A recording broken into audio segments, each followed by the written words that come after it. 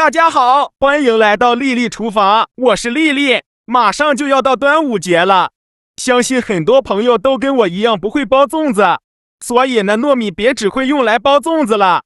今天就给大家分享一个懒人做法，比粽子简单还好吃。一起来看看我是怎么做的吧。首先，我们准备200克糯米，把它放入大碗中，再加入100克黑米，再倒入适量的清水。把黑米和糯米简单的淘洗一下。我们在淘洗糯米的时候，不要用力的去搓洗，那样会破坏糯米的营养成分。用手轻轻的抓洗几遍就可以。清洗一遍之后，把淘米水倒出来。淘米水不要扔了，可以用来浇花。再倒入适量的清水没过糯米，用手抓拌均匀。抓匀后放一旁浸泡1个小时。再准备100克红豆，把它放入盘中。把烂掉或者是有虫眼的豆子挑出来不要了，因为这样的豆子吃到嘴里非常影响口感。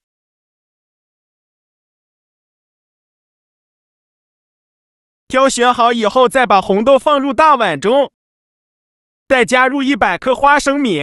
花生米呢，如果有红皮花生就用红皮花生，这样营养会更加的丰富。再倒上的清水没过红豆，用手抓洗几下，把表面的灰尘清洗掉。洗净后给它控水捞出，直接放入锅中。再倒入适量的清水没过红豆，开大火烧开，然后盖上盖子，转中小火煮30分钟。时间到，我们打开盖子看看，取1颗红豆，用手一捏，很轻松就能捏碎，说明就可以了。用漏勺把红豆和花生控水捞出，再准备一个干净的电饭煲，把红豆和花生放入电饭煲中，先放一旁备用。现在我们的糯米和黑米已泡的差不多了，取1颗糯米，用手轻轻一捏，很轻松就能捏碎，说明就泡好了。然后再把糯米和黑米控水捞出，再放入电饭锅中，再倒入适量的清水没过糯米，没过糯米1个指节的地方就可以。用勺子搅拌一下，再盖上盖子，按煮饭功能键，大概需要煮40分钟左右。趁这个时间呢，再准备10克红枣，再加10克葡萄干，淋少许清水，把红枣和葡萄干打湿，再加入1勺食盐，加入1勺食用小苏打，用手抓拌均匀，让每一粒红枣和葡萄干都能裹上一层小苏打。因为红枣和葡萄干表面都有一层褶皱，里面是藏污纳垢的好地方，只用清水洗很难清洗干净。这里加入小苏打呢，小苏打属于碱性物质，有很强的去污能力，能把红枣和葡萄干清洗得更加干净，抓拌至水变得特别浑浊。再倒入适量的清水，把红枣和葡萄干清洗一下，把表面的小苏打清洗掉。清洗一遍之后，控水捞出，再放另外一盆清水中，给它多清洗几遍，直到把清洗的水变得清澈为止。洗净后控水捞出，放入盘中。再取出一把厨房剪刀，把红枣剪成小块，再把枣核去掉，然后再像我这样把红枣给它剪成小粒。全部剪好后，先放一旁备用。现在我们的糯米蒸的差不多了，我们打开盖子看看，用勺子搅拌一下，煮到这样的程度，说明就可以。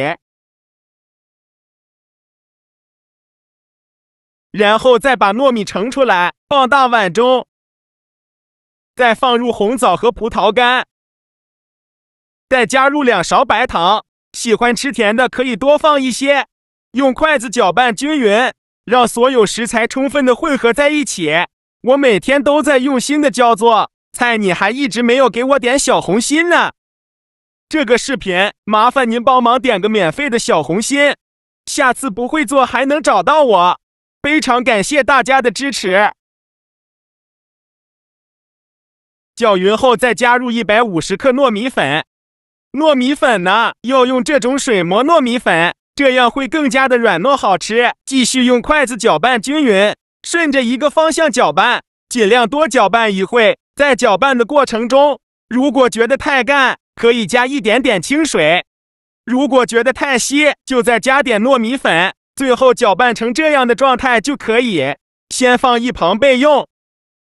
接着准备一个干净的盘子，倒入100克糯米粉，先放一旁备用。接着戴上一次性的手套，抓一小把糯米面团，大约有45克左右一个，用手捏一捏，给它捏得紧实一些，再放到手心给它搓圆，搓成和乒乓球一样大小的小圆球。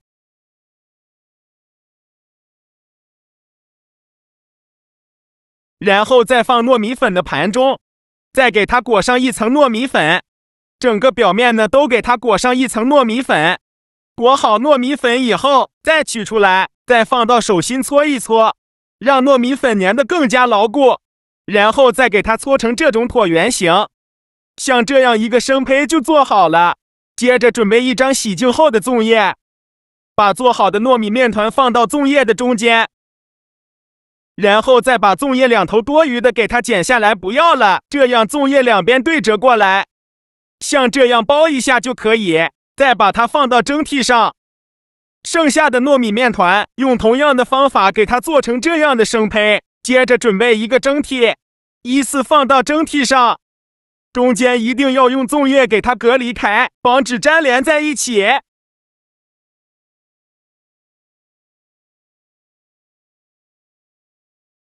全部放进来以后，冷水上锅蒸，盖上盖子，大火蒸30分钟。